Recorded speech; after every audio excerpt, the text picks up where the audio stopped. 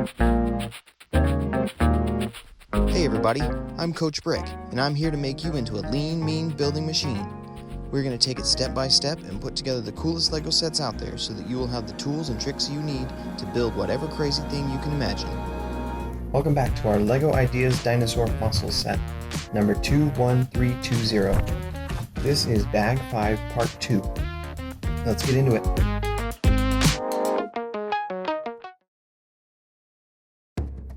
Okay guys, last time we stopped on step 40. We're on page 23.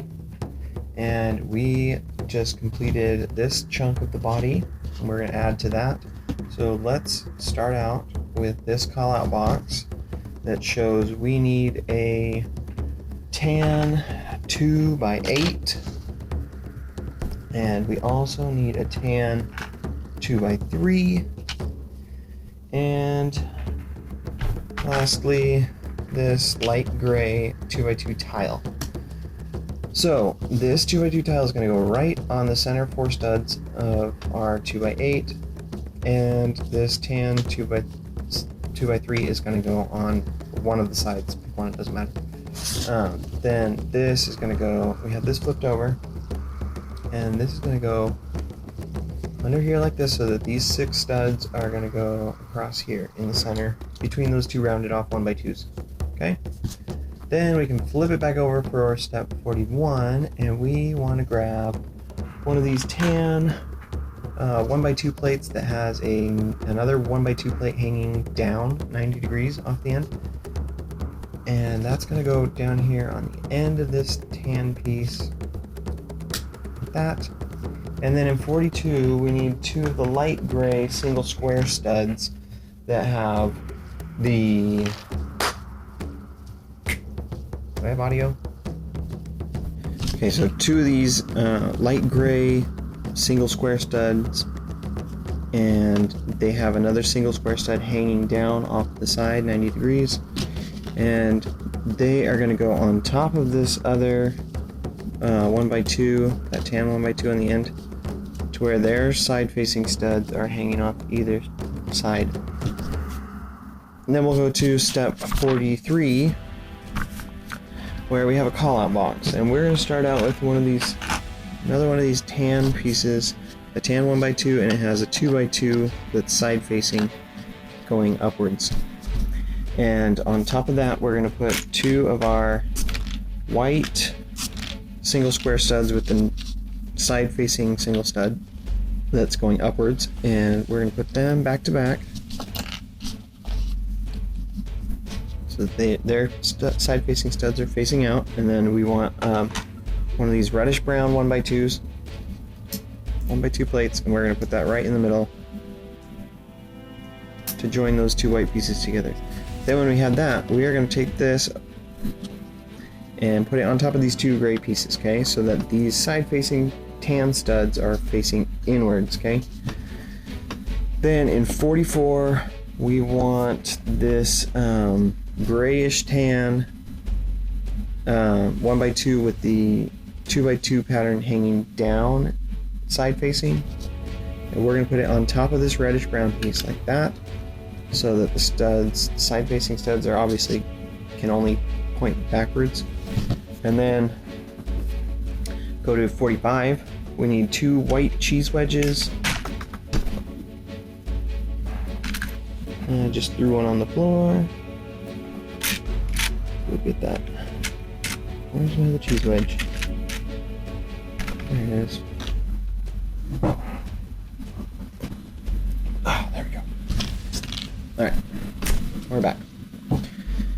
So, these cheese wedges, and we also need a rounded off 1x2. And that rounded off 1x2 is going to go on the top 2 studs of this tan, like grayish tan piece. That comes off really easy. So then put these cheese wedges onto those white side facing studs so that the thicker end of the wedge is facing up. Alright. And then in step 46 we have a call out box. We want to get this white, it's like a white 1x4 plate with these inverted angled pieces that have two stud each on each end. And then we also want this white 2x2 plate with this rounded part that has a hole through it. And we need 2 single square dark gray studs. We're going to flip this over and we're going to put this guy, the back 2 studs are going to go in the middle, that piece, and then on either side we're going to put these dark gray single studs. And then we need the other 2, we need these 2 1x2 dark gray plates with the balls on the end. And they're going to go on here back to back so that the balls are hanging out over or underneath. Over because it's flipped over. But under these 45-degree angles. Then we flip it over and we need this tan 1x2 plate that has a bar handle off the end. And that bar handle is going to go centered in here, hanging off the opposite side of this rounded off piece. Then this whole thing is going to come over here and it's going to set right on top of that grayish tan piece like that, so that the rounded off piece with the hole is facing off the end.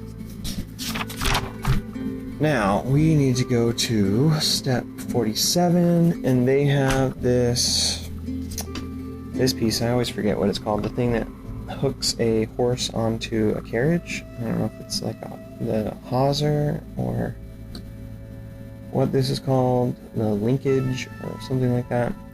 Anyway, it's tan. It has a 2x2 plate connected to a 1x2 plate with these bars, and it's going to go on here so that the 1x2 is going on top of this piece with the handle, and the other piece is going down here like that. And then we also need 2 of these 1x2 plates that have a 2-pronged hinge off the end. Okay, 1x2 plate, 2 prongs, and they're going to go side by side with the hinges hanging off the end there.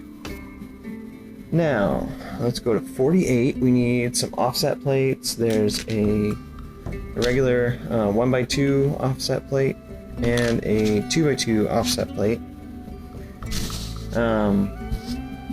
First, we're going to take the 2x2 and we're going to put it right here in the middle so it's half on the tan, half on the white, like that. We're going to put this 1x2 over the rest of those white studs, and we also need this other, we need 2 of these actually. There's these grayish tan pieces, the 1x2 with the 2x2 hanging down, side facing. One of them is going right here, like that. You know what, I just noticed a mistake that I did.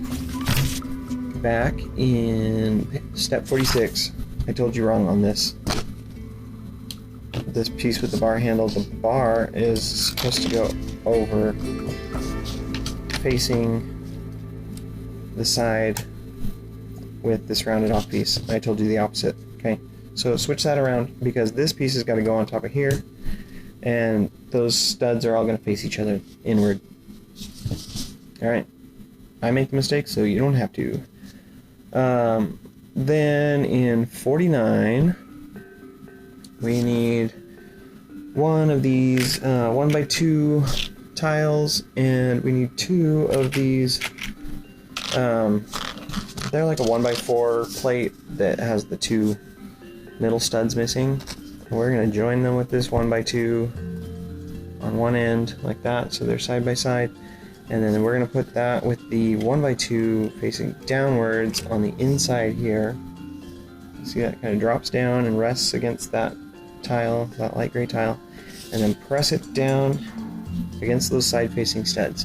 That is going to lock everything here together and make sure this can't pop apart. Okay? Then in 50 we're going to do the same thing but on the other end here. So we need 2 of these guys and a 1x2 tile. We're going to join them And we're going to drop this down, except this time it's not going to rest against the bottom. So just make sure it gets lined up down in there. And press it into place. Okay. So now this is locked in. And we'll go to 51.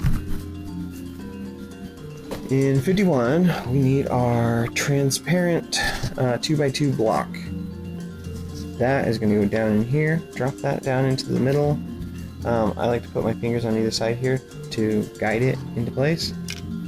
That. And that's just going to connect. It's half on that gray tile and half on those two tan studs. So those two tan studs are the only thing gripping it. Then 52 shows that we need a 1x3 plate in white, and we also need a 1x2 offset plate. So, where is it? There we go. The 1x3 is going to go across these two offset plates right here, and this stud, this pin that's in between these two empty studs, okay? So line this one up first, line the end of this up there, and then move it into that, because that's kind of an unusual placement. And then this offset plate goes over that grayish tan piece, so that you have 4 in a row right there. Then go to 53. We need one of these 1x2 plates that has the 2 spikes, and the larger spike is going to face inward. So we're going to put it across these 2 studs of that 1x3, and the larger spike is inward. Okay. Then in 54, we are going to get a call-out box where we need this piece. It's rounded off 1x5, and the center stud is replaced with an X-bar hole. And on top of that, we need a 1x3 offset plate. It's offset to a 1x2 stud pattern. And we also need one of these 1x2s with the 2-pronged hinge piece. That is going to go over 2 of these studs, and then the offset plate is going to cover up the center X-bar hole and the other 2 studs. Then we need 2 of our 1x2s with the 2 spikes. Where's the other one? Am I blind? Where's my other spike? There it is. And we also need one of these light gray 1x2s with the single stud prong off the wider side, and that is going to go into the end here. And we're going to put both of these spikes so that the larger spikes are on the inside. And then when we bring this over, what's going to happen is the light gray piece is going to go on top of this grayish tan piece, and then we can kind of move that down onto.